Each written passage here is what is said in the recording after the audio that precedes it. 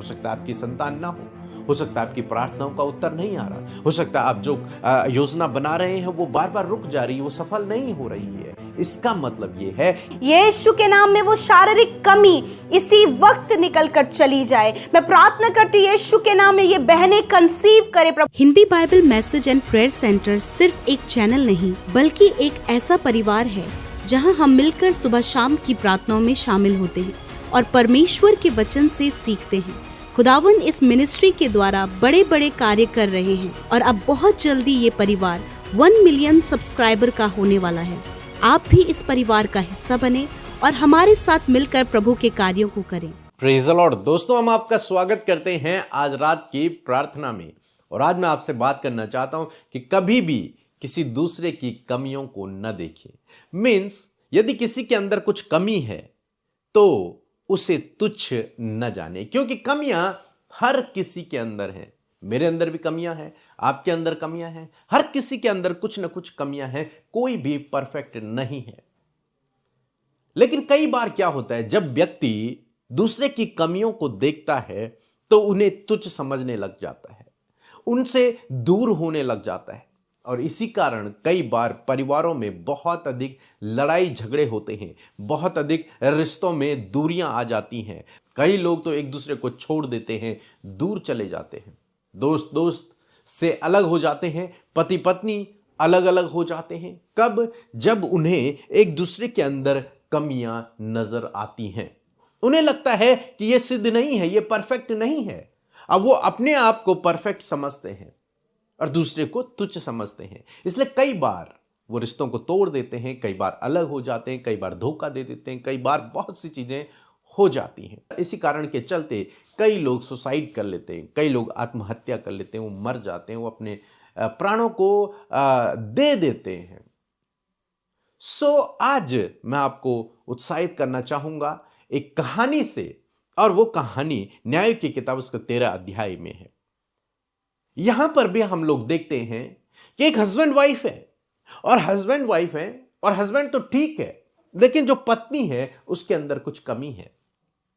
और उस कमी होने के बावजूद ये दोनों परमेश्वर से प्रेम करते हैं, ये दोनों परमेश्वर पे भरोसा करते हैं, ये दोनों साथ साथ चल रहे हैं। उसके पति ने उसे धोखा नहीं दिया, उसके पति ने उसे छोड़ा नहीं, उसके पति ने उसे तुच्छ नहीं जाना, उसका पति फिर भी उससे प्रेम करता रहा, उसके पति ने कोई दूसरी शादी भी नहीं करी। यहां पर एक व्यक्ति के विषय में लिखा है, 13 अध्याय यदि आप पढ़ेंगे, 2 पद में लिखा है, दानियों के कुल का सोरावासी मानो नाम एक पुरुष था, जिसकी पत्नी के बांझ होने के कारण कोई पुत्र न था। इस मानो का कोई भी पुत्र नहीं था। कारण यह था उस स्त्री के गर्भ में कोई प्रॉब्लम थी, जिसके कारण से उसकी कोई संतान नहीं हो पा रही थी। अब मानो तो ठीक है, मीन्स उसके अंदर कमी नहीं है, लेकिन उसकी जो स्त्री है, जो पत्नी है, उसके अंदर कमी है, और यह मानो जानता है, यह सभी लोग जानते हैं। और उस समय लोग बहुत बातें किया करते थे, अनेक प्रकार की बातें बनाया करते थे, बुरा भला कहा करते थे, तुच्छ समझा करते थे। लेकिन मानो फिर भी अपनी पत्नी से प्रेम करता था। वो साथ साथ रहते थे, साथ साथ जीवन व्यतीत करते थे, और परमेश्वर के डर भय में अपने जीवन को व्यतीत करते थे, परमेश्वर पे भरोसा करते थे। काफी लंबा समय बीत गया, लेकिन इनकी कोई संतान नहीं थी। लिखा है, पत्नी के बांझ होने के कारण उसकी कोई संतान नहीं थी। 3 पद में लिखा है, इस स्त्री को यहोवा के दूत ने दर्शन देकर कहा, सुन, बांझ होने के कारण तेरे बच्चा नहीं, परंतु अब तू गर्भवती होगी और तेरा एक पुत्र होगा। हालेलुया। चाहे आज आपके जीवन में आपको कुछ भी नजर नहीं आ रहा, निराशाएं हैं, दुख है, परेशानियां हैं, चिंताएं हैं, या फिर इसी प्रकार की कोई बात है, लेकिन परमेश्वर का वचन कहता है कि परमेश्वर तेरे जीवन में अब कुछ बड़ा करने जा रहा है। कई बार रुकावटें, बाधाएं, ये परेशानियां इसलिए होती हैं क्योंकि परमेश्वर कुछ बड़ा करना चाह रहा है, क्योंकि परमेश्वर के पास एक बड़ी योजना है आपके लिए, बहुत बड़ी योजना। जैसे इस स्त्री के लिए है, इसकी कोई संतान नहीं थी, लेकिन जब परमेश्वर ने इसे संतान दी, जब इसका भरोसा परमेश्वर पर रहा, तो परमेश्वर ने इससे वादा किया, इससे बताया कि मैं तुझे अब एक संतान दूंगा। तेरी अभी तक कोई संतान नहीं है, लेकिन अब मैं तुझे एक संतान दूंगा, एक पुत्र दूंगा, और वो पुत्र कोई साधारण नहीं होगा, वो साधारण बच्चा नहीं होगा, बल्कि वो कौन होगा? उसके लिखा 5 पद यदि आप पढ़ेंगे, उसके लिए लिखा है कि वो जन्म से ही परमेश्वर का नाज़ीर होगा, वो जन्म से ही परमेश्वर का चुना हुआ होगा, वो जन्म से ही परमेश्वर का जन होगा। मीन्स परमेश्वर ने उस बच्चे को गर्भ से ही चुन रखा है। हो सकता है कई बार आपके जीवन में भी ऐसे डिले हो रहा हो सकता है आपकी संतान ना हो सकता है आपकी प्रार्थनाओं का उत्तर नहीं आ रहा, हो सकता है आप जो योजना बना रहे हैं वो बार बार रुक जा रही है, वो सफल नहीं हो रही है। इसका मतलब ये है कि परमेश्वर के पास आपके लिए एक बड़ी योजना है, परमेश्वर के पास आपके लिए एक बेहतर योजना है, आपकी सोच आपकी समझ से कई परे। ये प्रार्थना भी करते होंगे तो परमेश्वर से कहते होंगे, प्रभु मुझे एक बच्चा दे दे, एक साधारण नॉर्मल बच्चा दे दे। लेकिन परमेश्वर के पास क्या है? एक असाधारण बच्चा है, एक असाधारण व्यक्ति है जो बचपन से ही चुना हुआ है, जिसके अंदर बहुत बल है, शक्तिशाली है, जो इजराइलियों को छुड़ाएगा। वो परमेश्वर के पास है। आज शाम में मैं आपको उत्साहित करना चाहूंगा, चाहे आपके जीवन में रुकावटें हैं, चाहे बाधाएं हैं, चाहे आप बार बार असफल हो रहे हैं, चाहे जो काम कर रहे हैं वो प्लान आपके पूरे नहीं हो रहे हैं, चाहे आपका कोई संतान नहीं है, या फिर कोई भी प्रॉब्लम आपके जीवन में है, तो मैं आपसे कहना चाहूंगा, इस स्त्री की तरह परमेश्वर के पास आपके लिए योजना है, और निश्चय परमेश्वर उस योजना को आपके जीवन में पूरा करेगा। और वो बेहतर है, उत्तमता की है, आपके लाभ की है, हानि की नहीं, आपके लिए लाभ की योजना है वो। इसलिए कभी भी यदि आपके लाइफ पार्टनर के अंदर कोई कमी है तो उसे कभी भी तुच्छ न जाने, चाहे वो कोई भी कमी है उसे तुच्छ न जाने। आपके दोस्त के अंदर कोई कमी है उसे तुच्छ न जाने, आपके वर्कर के अंदर कोई कमी है उसे तुच्छ न जाने, आपके साथ में काम करने वाले लोगों के जीवन में कोई कमी है उन्हें तुच्छ न जाने, क्योंकि आप नहीं जानते परमेश्वर कब उन्हें खड़ा कर देगा, आप नहीं जानते परमेश्वर कब उनके जीवन में काम कर देगा, आप नहीं जानते परमेश्वर कब उनके द्वारा महिमा ले लेगा, कब उनके जीवन में क्या कर देगा, आप नहीं जानते। तो इसलिए कभी भी एक दूसरे को तुच्छ ना समझे। मानव ने अपनी पत्नी को तुच्छ नहीं समझा, ये जानते हुए भी कि इससे कोई संतान नहीं हो सकती, उसके बावजूद उसने उसे तुच्छ नहीं जाना। तो इसी प्रकार से आप भी एक दूसरे को तुच्छ न जाने, और उस कमी के कारण यदि लड़ाई झगड़े हैं, मन मिटाव है, दूरियां हैं, रिश्ते टूट रहे हैं, तो आपको समझना है इस बात को कि नहीं, क्या जाने परमेश्वर इसे कब इस्तेमाल करे, क्या जाने परमेश्वर कब हमें आशीष दे दे, क्या जाने परमेश्वर हमें कब बढ़ा दे। इस आशा इस विश्वास में आगे बढ़े, प्रार्थना करते रहें, प्रभु पर भरोसा रखें, निश्चय वो आपकी सुधि लेगा। जैसे उसने इस स्त्री के जीवन में एक बड़े काम को किया, वैसे ही प्रभु आपके जीवन में भी एक बड़े काम को करेगा। सो मैं आशा करता हूं आप समझ गए होंगे। इसके बाद हम एक छोटी सी गवाही सुनेंगे और उसके बाद हम आपके लिए प्रार्थना करेंगे। सो प्रभु आपको आशीष दे, आमीन। Praise the Lord. मैं सोनी यूपी से बोल रही हूँ। मैं आज कुछ गवाहियाँ देना चाहती हूँ। मैं पिछले साल 2025 में जनवरी के मंथ में शादी को लेकर प्रेयर रिक्वेस्ट भेजी थी और मेरी 1 मार्च को शादी हुई, लेकिन शादी से 2 दिन पहले फिर मैं प्रेयर रिक्वेस्ट भेजी थी पीके ब्रदर और अमृता सिस्टर के व्हाट्सएप पे कि मुझे शादी के जस्ट बाद ही प्रेगनेंसी कंसीव हो, क्योंकि मेरे हस्बैंड अप्रैल के मंथ में सऊदी अरब रिटर्न होने वाले थे जहाँ वो जॉब करते हैं। फिर मुझे प्रेगनेंसी भी कंसीव हो गई। तीसरी गवाही ये है कि मेरी वज़न बढ़ नहीं रही थी प्रेगनेंसी में और बेबी की वज़न काफ़ी ज़्यादा कम थी, जिससे कि डॉक्टर का कहना था कि अगर वज़न नहीं बढ़ी तो बेबी होने के बाद बेबी को आईसीयू में रखना पड़ेगा या फिर शीशे में रखना पड़ेगा, क्योंकि बेबी 1 केजी के भी नहीं थे उस टाइम। फिर मैं यूट्यूब कमेंट में जब सुबह शाम की प्रार्थना सुनती थी, कमेंट में मैं प्रेयर रिक्वेस्ट भेजी थी कि मेरी बेबी का वज़न सही से बढ़े, जिससे कि डिलीवरी के बाद कोई प्रॉब्लम ना हो, बेबी को आईसीयू में या शीशे में रखने की नौबत नहीं दिखाएं प्रभु। फिर मेरी वज़न बहुत सही से बढ़ी और बेबी की भी वज़न बहुत अच्छे से ग्रोथ हुई।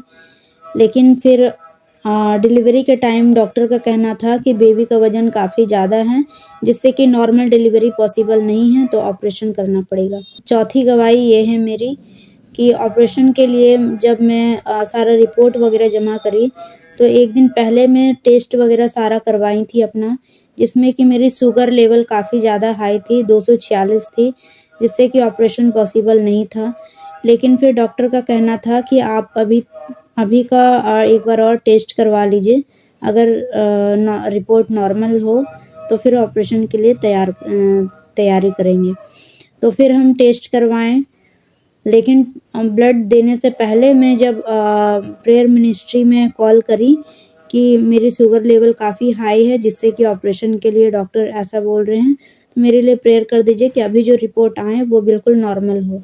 और सही में प्रभु ने मेरी प्रार्थना को सुनी और रिपोर्ट बिल्कुल नॉर्मल आई। 96 शुगर लेवल थी मेरी उस टाइम, तो मुझे बहुत ज़्यादा खुशी हुई। फिर रिपोर्ट जमा करी, सारा कुछ ओके हुआ और बेबी बिल्कुल सही सलामत ऑपरेशन के जरिए हो गई। कोई दिक्कत, कोई परेशानी नहीं हुई। इसके लिए मैं पीके ब्रदर और अमृता सिस्टर को बहुत बहुत धन्यवाद करती हूँ।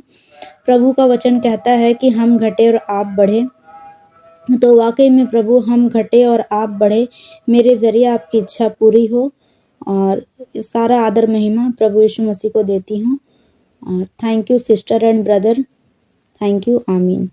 आइए मिलकर हम प्रार्थना करें।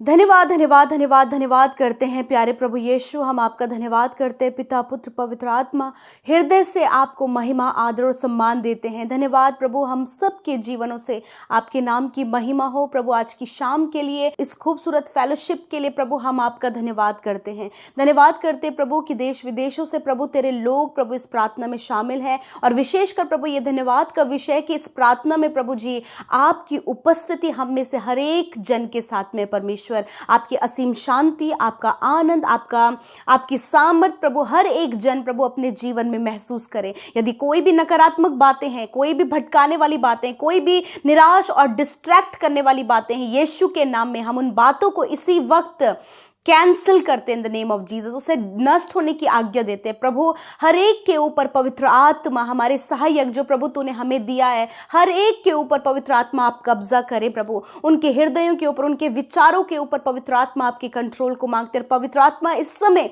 आप हमें लीड करें होली स्पिरिट।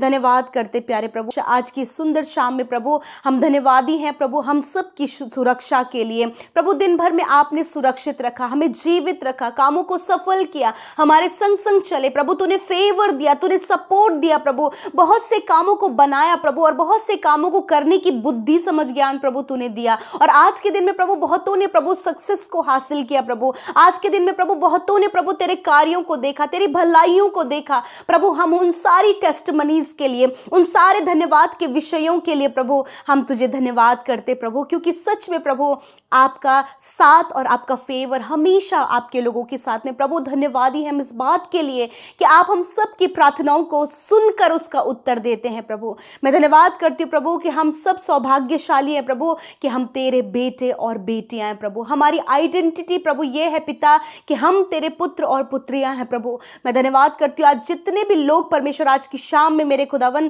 तेरे समीप आए हैं प्रभु, जब वो समस्याओं में है, परेशानियों में, स्ट्रगल में है प्रभु, लाइफ के प्रभु बहुत से चैलेंजेस और बहुत कुछ उनके लाइफ में हो रहा है प्रभु, जिसको लेकर वो परेशान और दुखी हैं पिता, और कोई उपाय और कोई इंतजाम नहीं है। परंतु धन्यवाद प्रभु कि तेरे पास प्रभु सारी बातों का सल्यूशन है, तेरे पास प्रभु उत्तर है, तेरे पास उपाय है, तेरे पास चंगाई है, तेरे पास छुटकारा है, तेरे पास तसल्ली है प्रभु, तेरे पास नया जीवन है प्रभु। थैंक यू जीसस प्रभु। आज प्रभु जिसकी जो नीड है प्रभु, जिसके जो प्रार्थना विषय है प्रभु, आप उनकी ओर अपने कानों को लगा रहे हैं प्रभु, क्योंकि तूने कहा कि मैं धर्मी जन की प्रार्थनाओं को सुनता हूँ। हाँ परमेश्वर, जितने लोग आज प्रार्थना कर रहे हैं प्रभु, उनकी प्रार्थनाओं को तू सुन रहा है प्रभु और तूने उत्तर दिया है। हम धन्यवाद करते हैं प्यारे परमेश्वर। मैं धन्यवाद करती प्रभु जिस प्रकार प्रभु आज का वचन प्रभु तूने हमसे बातचीत किया प्रभु, उस वचन के लिए प्रभु, तेरे उस जीवित वचन के लिए प्रभु हम धन्यवाद करते और आदर करते प्रभु तेरे सामर्थी वचन का, क्योंकि तेरा वचन ही प्रभु तेरी वाणी है प्रभु जो तेरे लोगों तक पहुंचती है प्रभु और उन्हें तसल्ली देती है प्रभु, उन्हें हृदय में बल देती है प्रभु, उन्हें सामर्थ से भरती है प्रभु। मैं धन्यवाद करती हूँ कि ये वचन प्रभु आपके लोगों की पावर बने प्रभु, आपके लोगों की सामर्थ बने और आपके लोगों की टेस्टमनी प्रभु ये वचन होने पाए परमेश्वर पिता। मैं धन्यवाद करती हूँ प्रभु, यदि आज ऐसी सिचुएशन है प्रभु कि बहुत सी कमियां प्रभु आपके बेटे बेटियों के अंदर है प्रभु, और सच में प्रभु उन कमियों के द्वारा प्रभु जब उन्हें जज किया जा रहा है प्रभु, उन कमियों के द्वारा प्रभु उन्हें प्रभु जी बहुत कुछ बोला जाता है प्रभु, तो ऐसे समय में प्रभु जब उनका मन दुखा हुआ है प्रभु, उनका मन निराश है प्रभु जी, और उन्हें लगता है कि हम किसी भी लायक नहीं हैं, यदि आज ऐसी प्रभु बातों को लेकर परमेश्वर प्रभु जो भाई बहन प्रभु जी रहे हैं प्रभु यीशु मसीह, इसी वक्त परमेश्वर पिता हम उन सारी कमियों को खुदावन प्रभु तेरे आगे रखते हैं प्रभु। मैं धन्यवाद करती हूँ प्रभु कि तू ऐसा परमेश्वर है प्रभु, जब हम पापी ही थे प्रभु तब तूने अपने आप को हमारे लिए दिया प्रभु, तूने हमारी कमियों को, तूने हमारे उस अपराध को नहीं देखा, वरन तूने उन अधर्मों को क्षमा किया, हमें जीवन दिया, हमें अनंत जीवन का वारिस बनाया प्रभु। हम तेरा धन्यवाद करते प्रभु। आज मैं प्रार्थना करती हूँ कि हर एक कमी प्रभु जो आपके बेटे और बेटियों के जीवन में है यीशु मसीह वो उस कमी को जानते प्रभु, आज हम उन सारी कमियों को आपके आगे रखते हैं, क्योंकि प्रभु उन कमियों को मिटाने वाला, उन कमियों को दूर करने वाले आप है प्रभु। आज यीशु के नाम में वो सारी कमियां इन भाई बहनों के जीवन से, बच्चों के, बुजुर्गों के जीवन से, हर एक जन प्रभु जो कमियों के द्वारा प्रभु जी जज किया जा रहा है, जो कमियों के द्वारा प्रभु से ताड़नाएं दी जा रही है, कमियों के कारण प्रभु बहुत से प्रभु उन पे ऊपर टैग्स लगे प्रभु, मैं प्रार्थना करती यीशु के नाम में वो कमियां प्रभु यीशु के नाम में